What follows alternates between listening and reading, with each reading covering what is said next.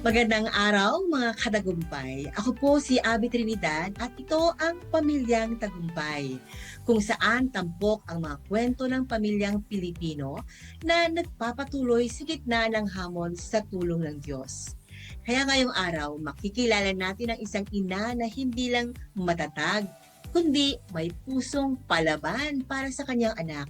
Isang single mom at isang Pilipina na ngayon ay nasa Canada na malayo sa kanyang anak at pamilya. Kahit malayo sa sariling bayan at mag-isang tumataguyod sa kanyang anak, hindi siya sumuko. Kaya tunghayan natin ang kanyang kwento ng pananampalataya, katatagan at pagmamahal bilang isang pamilyang tagumpay. Ngayon po ay ipapakilala ko ang ating guest. Siya po ay si Abigail Lapira. Hello, Abigail! Hello Hello po. dyan sa Canada. Good morning po dito. Good evening po dyan. Or good Yes, so, afternoon. magandang araw sa buong araw, no? Kamusta ka naman ang kalagayan mo dyan sa Canada? Malamig ba dyan? Nag-snow ba dyan or mainit? Mainit na ngayon, summer na po ate. Mabuti naman na ngayon ang Ah, kalagayan natin dito. wow, mabuti naman. Oo, alam mo, napaka magandang ikwento mo yung mga karanasan mo, no? Unang-una bilang isang OFW na matagal nang nagtatrabaho. Hindi lang sa Canada, di ba? Nag-umpisa ka sa Singapore, tama? Oo, nung Yes ating po. ang ating unang pagkukwentuhan. Sige, no, umpisahan na natin. Ready ka na ba mag-share ng iyong inspiring story, Miss Abby? Pwede na po. Yan, oo. Ano po ba ang naging dahilan una muna ng pagdesisyon mo na maging OFW at ilang taon ka nun bago ka nakapag-decide na magtrabaho lalo pat alam mo na meron isa kang anak? Nag-start po ako kasi ate 24 years old, very young. So, dahil din sa family, breadwinner, so may sakit ang parents. So, Mhm. bilang panganay, wala akong choice that time kung Mm. hindi lumipad papuntang Singapore. I've been very independent naman since Mm. bata, alam ko. So, kakayanin ko kung ano man talaga yung magiging hamon ng buhay sa akin sa Singapore. And I've worked and lived there for 16 years. So, 15 hindi years. siya madali sa una kasi bata ako, wala akong experience masyado sa trabaho. Mm. Pero sa guidance ni Lord, sa faith Mm. natin, Yes. I was able to build a career naman doon for 16 years. And I was having a very comfortable career and Mm. life doon. Pero dahil nga may anak na tayo and nag-decide Mm. ako mag-Canada for, hindi ko masasabi na for a better future para sa anak ko kasi it's not guaranteed naman. Pero yung Mhm. para magkasama kami, kaya ako nag-decide na mag-Canada a year ago. A year ago lang. Pero alam mo, sabi mo 16 years, no? Almost half of your more than half Yes. of your life, no, nasa Yes. ibang bansa ka na malayo sa pamilya. And I know how hard it is to be far from your loved ones at lalo na sa iyong Sobra. anak, no? Baby girl ba siya o baby boy or Baby ilang taon na girl, ba siya? ate. She's 9. So, 9 years. So, ibig sabihin, 9.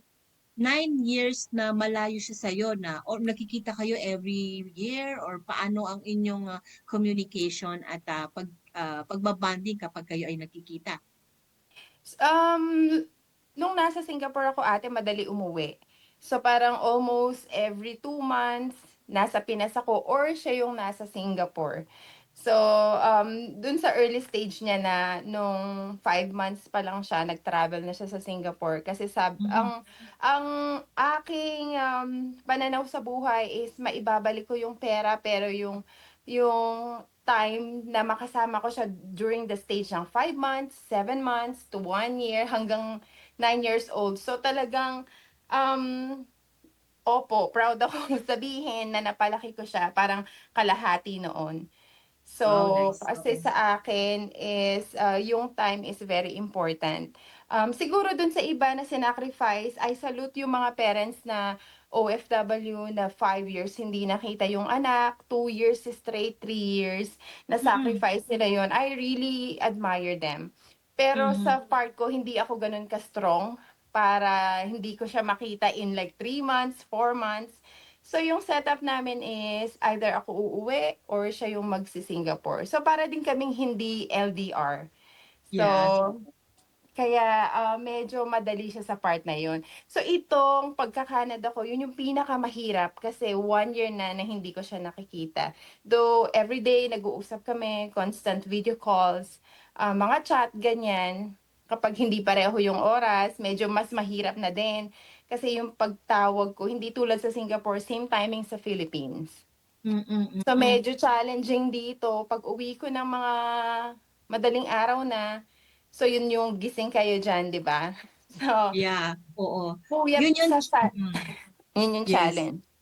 Oh, yun So yung challenge na 'no kapag malayo sabi mo kanina 'pag Singapore, madali at saka nakakapag, yes, nagkikita kayo from time to time, 'di ba? At, oo. nagkakaroon siya ng pagkakataon na mag-travel.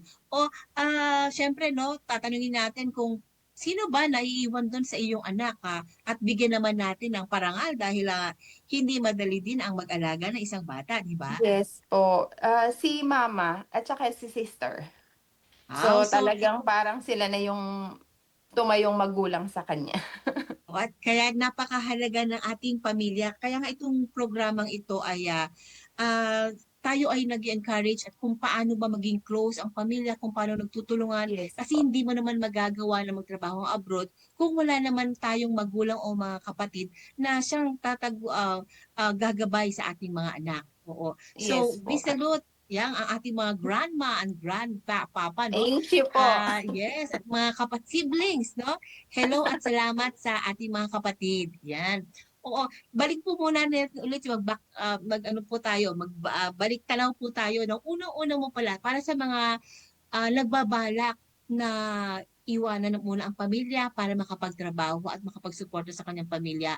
Ano po ba ang naging pinakamahirap na bahagi na pag-adjust sa unang taon para handa rin sila sa pupuntahan nila at haharapin nila sa mga taong nagbabalak pa lang na mag-abroad? Dito ako kasi mas nahirapan ate. So ang ishi-share ko dito sa Canada, kasi sa Singapore bata ako nun, eh. So talagang yung mindset ko is work. So Work. wala pa akong anak nung nag-start Oo. ako. So madali sa akin mag-adjust. Pero, yung paglipat ko sa Canada very challenging siya kasi malayo. So hindi ako makakauwi kung 'pag nalungkot ako. Unlike sa SG 'pag nalungkot ako weekends nandun ako. Kahit like every week nandun ako. Dito ang layo, ang mahal ng pamasahe, ang Mhm. lungkot lalo 'pag nagwi-winter. So tama yung sinasabi nung mga kakilala ko na nandito na before na hindi nila kinaya bumalik ng Pilipinas, bumalik ng Hmm, Singapore after mga contract nila, which is yun yung na-feel ko pagdating ko dito. Sabi ko, tama ba yung desisyon ko? Na hmm, I had a very comfortable work doon, nakakauwi ako, versus sa salary pag-usapan na rin natin, talagang mm, nag-downgrade ako everything, position hmm, nag-downgrade din ako.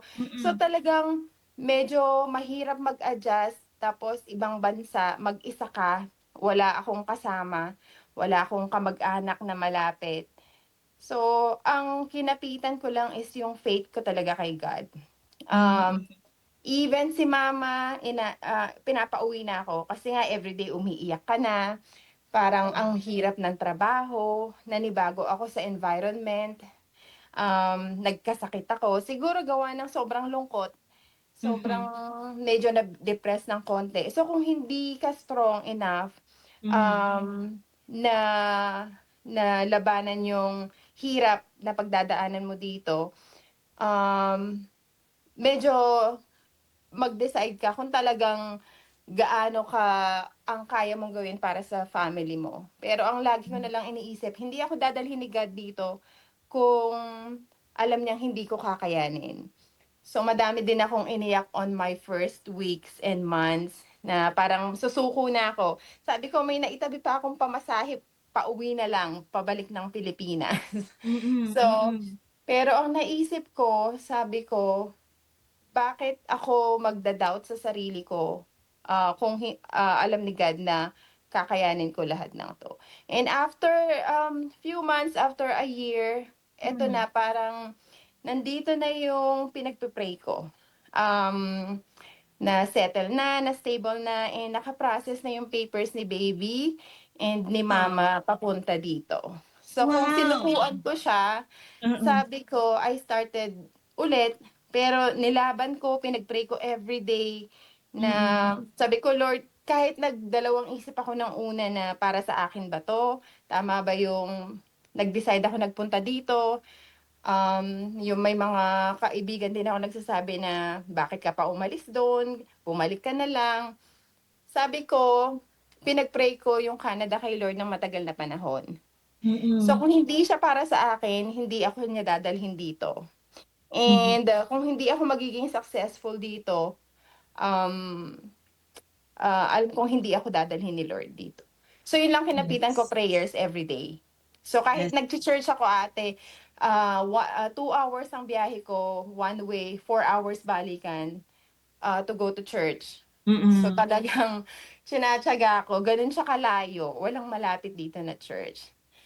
oo. So ayun ang Yes, I love kinakapitan natin. yes, napakaganda nung ano, nung sinabi mo na lahat 'yan pinag-pray mo. So, isa rin 'yan talagang na pinakaimportante na malaman ng mga magpaplano na mag-abroad na ipagdasal muna, hindi yung pagdating mo do'n saka mo pagdadasal kung anong gagawin mo. So, sabi Yes, nga, "Seek ye first the kingdom of God and all these things shall be added unto you, and commit all your ways to the Lord."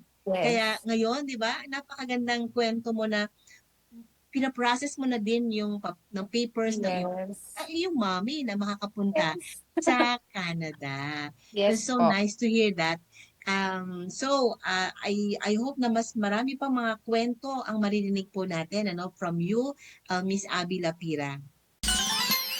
Shampoo, Spiva, Copa, Monera, Centella at may DHA pa. May Bilberry, Marigold at marami pang iba. Siksik sa natural na vitamina. Memorize na yan. Para sa ating lahat na mag-aaral. Memorize, lagi mo lang tatandaan. Memorize lang yan. Okay, nagbabalik po ang ating kwentuhan kay Miss Abby Lapira na ngayon ay nasa Canada. Abby Lapira, no, alam po natin na ikaw ay isang single mother and you have Yes a po. 9-year-old daughter. Paano po ba ninyo pinalaki ang inyong anak ng mag-isa? Alam po natin na hindi madaling maging single mom, lalo na sa ibang bansa. Bigyan mo nga kami ng tips, no, at plano na sa mga nagbabalak o andyan na sa ganyang sitwasyon kung paano nila mapalaki ang anak nila habang sila ay malayo sa kanilang mga anak. On my part kasi, ate, sobrang gentle parenting ako. And very blessed din ako na yung anak ko, hindi ko alam kung talagang sadyang mabait or Mm, siyempre nandun na rin yung nakapaligid na mm, family. So very big factor yung environment niya while growing up. And another thing, kaya din ako nag-invest sa travel niya to SD, travel ko sa mhm, Pilipinas, kasi I wanna make sure na mapalaki siya ng tama. Not that I don't trust the people around her, pero I have mm. my way na Yes. paano siya palakihin na may takot kay Lord, laging mag-pray. Nagpe-pray kami Mm. together, kahit through video call. 'Pag magkasama Wow. din kami, pinagpe-pray ko siya. And palagi kong sinasabi na whatever we have right now, we're not a complete family, wala yung daddy niya.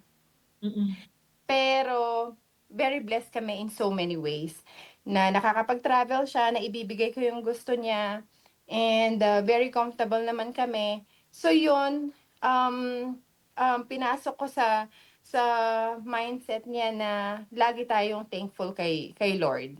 So, I'm very sure na yung anak ko is, lumalaki ng tama. mhm, mm. Never ko siyang napalo, lagi akong gentle, lagi kong pinapasok si Lord, Mhm, sa kanya. So, very thankful siya palagi. So, 'pag sinabi ko lang na, "Oh, anak, may blessing tayo may, na-promote si mommy sa work," or ganito, lagi siyang, "Oh, thank you." Tapos thank you lagi siya kay Lord. So, mhm. yun. So, Oh, I don't believe kasi sa ano, ate, sa sa pagpalo, sa ano, mga harsh words sa mga bata. Mm. So, very gentle ako sa kanya. So, kaya yung paglaki niya, very gentle din siya, even sa way ng pananalita and pakikipag-usap sa mga tao, very respectful. So, I'm very proud of her. Kahit hindi ako palaging nasa tabi niya, I'm sure na lumalaki siyang mabuting tao at na may takot kay Lord. Wow, I admire you, no, Abby, dahil sinabi mo na isang bagay na mahalaga ay isang maging gentle parent. Yung gentle parenting na ang ginagawa mo ay nagbunga na maganda to sa anak Yes mo. po, She's ate. gentle and respectful. O, Yes. may we know no kung ilang taon ka na single mother? Um, 2021, ate. Okay, so So, medyo may nasa adjustment period ka pa as a solo mom. yes. Mm, Yes po, ate. Pero yes. kinakaya naman. Blessed din kasi ako na yung anak ko very understanding. Mm, mm. Very Wow. ano siya, understanding sa sitwasyon. Hindi siya Mm, nagtatanong, hindi siya naghahanap mm, ng daddy. mm. Um, so, very ano talaga ako, very blessed. Very Yes, and blessed ako. yeah. And I believe no, ang malaki ang role ng mga kapatid mo, malaki ang role ng mother mo sa Yes, pagpapalaki no ng yes mabuting ate. apo at mabuting pamangkin dahil support system sila na kailangan ng isang pamilya. So sana po ay tayo pong mga pamilya ay patuloy na yung pagmamahalan natin ay talagang andyan para maging intact at Yes lumaki ate. at mabuhay tayo ng masaya na may kapayapaan. Oo. So ano ba ang pinaka hamon na kinaharap mo bilang nanay at tatay sa isang katawan? Sabi mo nga mabait at medyo wala kang hamon pero ano ba para sa iyo sa experience mo ano yung pinaka mabigat na hamon na nangyari bilang isang mama at isang daddy? Um, Wala akong masabi na mahirap kasi pinapadali ng anak ko, ate. Pero yung medyo mahirap sa part is yung wala ako dun sa mga school events niya, sa mga Mm, special occasions occasions. na Mm, minsan hindi talaga ako makauwi. So medyo dun ako nahirapan lang physically to be there for her. mm, So yun lang ang medyo challenge kasi aside from that, very blessed ako in so many ways. Sabi ko nga sa'yo, and I'm always very thankful sa lahat na kahit single parent ako, hindi ako ganun nag struggle kasi nandiyan nga ang family ko to be with her. And then, she's a very good kid. Kaya talagang, ano, I cannot say much kundi thankful lang talaga ako, ate. yes, I believe so. Oh, pag-usapan naman natin, Abby, yung iyong pangkabuhayan dyan. Ano ba yung pinagkakabalahan? At ano ba, sa office ka ba? Or sa, ano ba ang ginagawa mo dyan? At ano pa yung um, mga sideline, di ba? Bilang isang mother, alam ko, maraming pinapasukan yan, di ba? True. Um, Way back sa Singapore, may mga business din ako aside from working. Sa office ako doon sa Domino's. So, big Oo. jump talaga. Pagdating ko dito, balik operations ako. So, I manage a Mm, store mm, of Domino's ngayon mm. dito. Um, And then, sideline, wala pa at the moment, but I'm thinking about it. Kasi nga, as Oo. much as possible. Yeah, being a single parent, talagang madami tayong gastos. Hindi lang yung anak, nandyan yung family. So, kailangan nating mag-strive para sa future nila.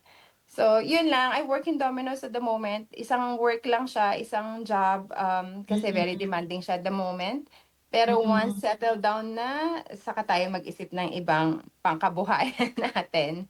Yeah, but Alam for mo, now, isa lang. Isa lang ang work ko. nakakabilib ka. Nakakabilib ka dahil biro mo isa kang nagma-manage ka na isang of course isang hindi madali mag-manage ng mga tao at isang branch no. Kamusta naman ang iyong mga nakatrabaho o mga kababayan natin diyan nung dumating ka? Ano yung naging struggle mo o ano naging maayos ba ang iyong um, ang iyong relasyon sa mga katrabaho at ating mga kababayan diyan? Opo ate, mababait naman yung mga dinatnan ko mga kasama ko na Pinoy dito, very ano Mm. sila, very helpful din. Siyempre bagong bansa, hindi ko alam yung mga rules, mga policies, ganyan. Pero Mm. lagi silang nandiyan to help me, to assist me. And yung mga Canadians mababait ate.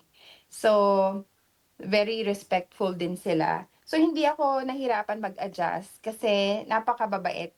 And even yung workplace ko before, this is my second workplace. So dun sa Mm. pinakauna ko, which is like half Yeah, an hour dito sa bahay ko oo. ngayon. Dun ako nag-start, I was there for 9 months. Mm. Maayos. Wala naman ako naging problema sa lahat ng ka-work. And then after 9 months, nilipat ako sa bagong branch. So nag-open ako nitong bagong branch 3 months Mhm. ago. So I had to Mm. move house then. So Mhm. kakalipat ko lang dito 3 months ago. Hmm. And okay na din kasi this is my own team. So I'm trying to build a great team, productive team. So kaya medyo na busy lately kasi it's not easy nga to start from scratch na bagong Yeah, it open yung store, is. walang alam yung mga staff. So, from training and then establishing the business, and maintaining, medyo mahirap siya. Nasa process pa lang kami na nagse-settle and nagiging stable. So, kaya ngayon medyo may time na ako. Kung kinausap mo ako, siguro previously medyo ate busy ako. So, but now, Oo. yeah, I have a lot of time na kasi medyo nagse-settle na yung store. And this is the appointed time na magkwentuhan tayo at alam mo, yung kwento mo nakaka-encourage, no, at nakaka-inspire bilang isang nanay, bilang isang anak, bilang isang member ng pamilya at isang Pilipino na talagang diyaan ay nagsisigasig para sa kanyang pamilya. At of course, no, Opo. para hindi tayo talagang, we will always be proud as a Filipino, kahit man Opo, saan tayo ate. magpunta. Yan. And talagang proud kami sa iyo bilang isang nanay at isang Pilipino. Araw-araw ang digmaan. Umaga't gabi sumasabak sa laban. Dapat protektado ka outside at inside. Immune Advance contains 4 active ingredients gaya ng lagundi, malunggay, non-acidic vitamin C at zinc.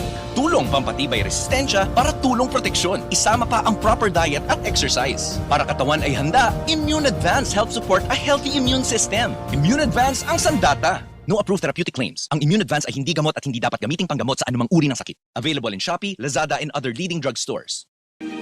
Platinum Pro, ang bisa ng 600mg caplet at yerba buena, moringa, lagundi at vitamin C na mga go food for morning flexibility and whole day mobility. Kaya walang aray sa palaging pagkilos. Platinum Pro. Platinum Pro. Pag-usapan naman natin yan, mention mo na kanina yung about being godly, being prayerful, and having time with your daughter to pray, no? Sa lahat ng ito, ano ba ang naging papel ng faith natin? Faith mo, yung pagpe-pray mo sa iyong buhay bilang ina. Gaano ba ito naging mahalaga o paano ito naging malaking impact sa buhay mo ngayon? Ate, sobrang importante yung faith. Kasi kung magpapadala ka sa lahat ng hirap, emotions mo, dun sa kung nasang sitwasyon ka at the moment, which is, I admit, no mga una talagang nawawalan ako ng faith. Mm. Sa sobrang hirap ng dinadaanan ko nung umpisa, syempre parang sobrang lungkot. Um, Mm. Malungkot, madilim, malamig, Oo. lahat parang Oo. napakahirap. Sabi ko nga nung nag-start ako, naglalakad ako ng 20 minutes every day Oo. going to Mm. work. Umuulan, nag-i-snow, umiinit, naglalakad ka. Mm. And then, Yes. and again, I started sa mababang position.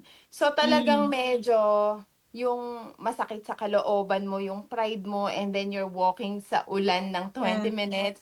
So parang Mm. talagang sabi ko, Lord, ano ba 'to? Parang, um, hindi ko na din alam paano i-compose yung sarili ko.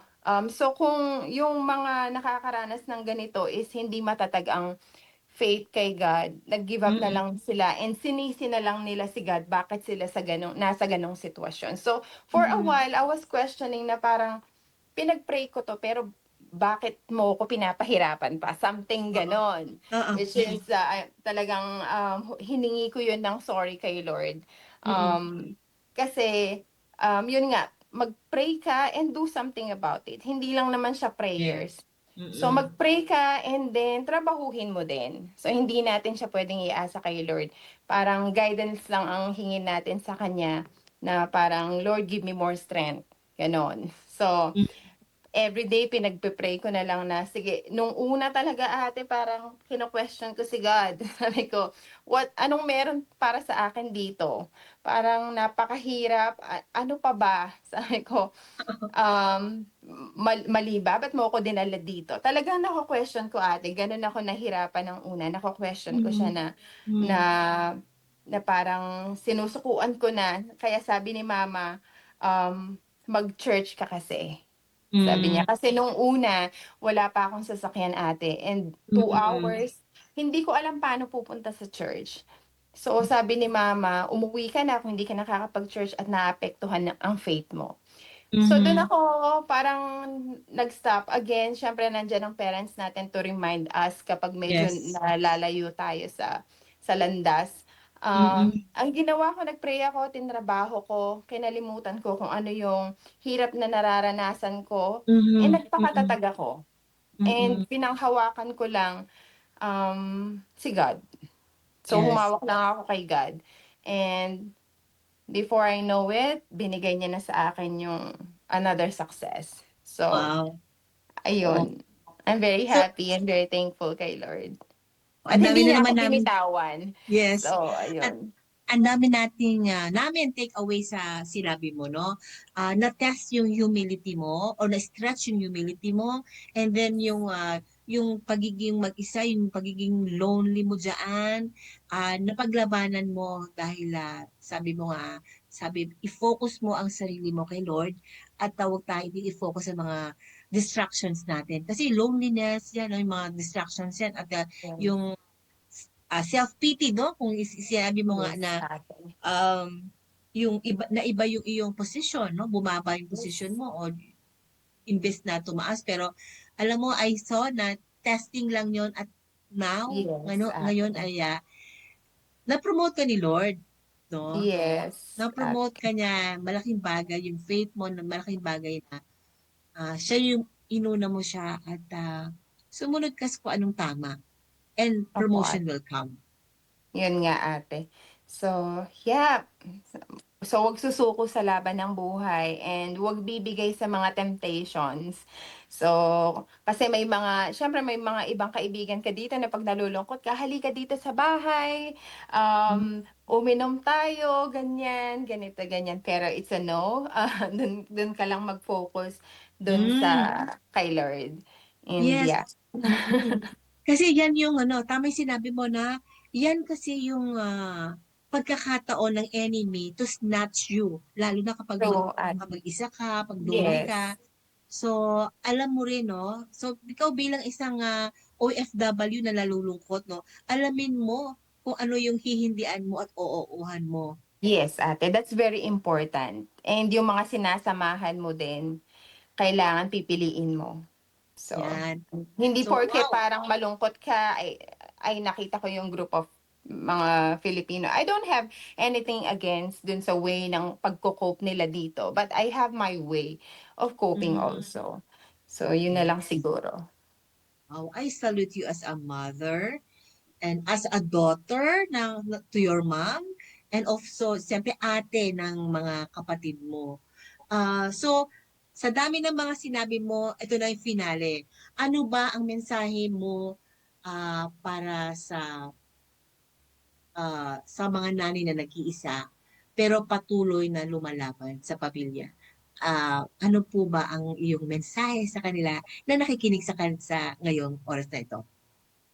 Um, Huwag susuko. Kung matatag kayo ngayon, doblehin, triplehin niyo pa yung tatag kasi hindi dito natatapos yung hirap, yung laban. Mm. So, everyday laban pa rin yan. So, kahit Mhm. successful ka na sa buhay mo, may dadating at dadating pa rin na laban. So, maging consistent ka lang sa faith mo kay God and be thankful sa mga blessings see every small blessings. So, hindi naman siya kailangan big blessings. Like, yung pagising mo lang sa morning is blessing na yun na makasama mo yung family or makasama ka ng anak mo. So, yun pa lang thankful na tayo. And huwag tayong susuko kasi hindi yung sarili natin ang sinukuan natin, kundi yung anak natin or yung family. Yes. So, kailangan lagi kang matatag. Yes. Yun lang, ate. Thank you, Abby Lapira, ang isa nating napaka-matatag at napakasipag at mapagmahal na isang Thank you miyembro po. ng pamilya at isang mother. Yes, may dadagdag ka, Miss Abby? Wala po, ate. Maraming salamat sa pag-invite sa akin and I'm very, very honored to share my story and inspire other people as well. So, thank you Yes. po. We are so thankful and grateful for having you here in our program. At ang huli mong mensahe, huwag susuko, don't give up, be thankful and be grateful. Yan po, galing po sa ating napakaganda at napaka-makadiyos na bisita ngayong araw na ito. Yan po si Abby Lapira na nasa Canada. Thank you very much. God bless you and your whole family at of course ang iyong daughter. God bless you din po. Thank Take care. you. Magulang, provider, ilaw ng tahanan. At lahat ito mag-isa niyang ginagampanan. Isang inang nawala ng katuwang pero hindi nawalan ng layunin. Hindi lang siya nanay, isa rin siyang bayani na sa ibang bansa nagbabanat ng buto. Habang sa puso niya, pamilya pa rin ang sentro. Sa Pamilyang Tagumpay, kinikilala natin ang kwento ng mga single mother na naging balo at OFW. Mga inang huminto sa pagluha, hindi dahil tapos na ang sakit, kundi dahil may anak pa siyang kailangang palakihin, gabayan at ipaglaban. Walang madaling araw na walang pagod. Walang gabi na walang dasal. Pero sa bawat remittance, may kasamang pangarap at sa bawat sakripisyo, may pananalig. Lord, ikaw na po ang bahala sa anak ko habang wala ako. Yan ang ay dapat, lakbay ng isang ina, tagumpay ng buong pamilya. Salamat po sa pagbabahagi ng inyong napakagandang kwento, Miss Abby Lapira. Tunay nga, ikaw ay isang inspirasyon. Hindi lang sa inyong anak, kundi sa maraming pamilyang Pilipino saan mang dako ng mundo. Kaya mga katagumpay, tandaan natin, kahit mag-isa sa buhay, hindi kailan naman nag-iisa ang pusong kumakapit sa Diyos. Ako po si Abby Trinidad at ito ang Pamilyang Tagumpay. Kwento ng pagsisikap, pananampalataya at tagumpay ng bawat pamilyang Pilipino. Hanggang sa susunod, goodbye! Paalam! Tagumpay, kay Lord ang tiwala at tagumpay. Grounded in faith, love ang tunay. Tuloy-tuloy lang, move forward lang. Pamilyang tagumpay, pamilya ng Diyos. Buo at matatag sa bawat pagsubok, sa bawat tagumpay. God is our center, Diyos ang buhay.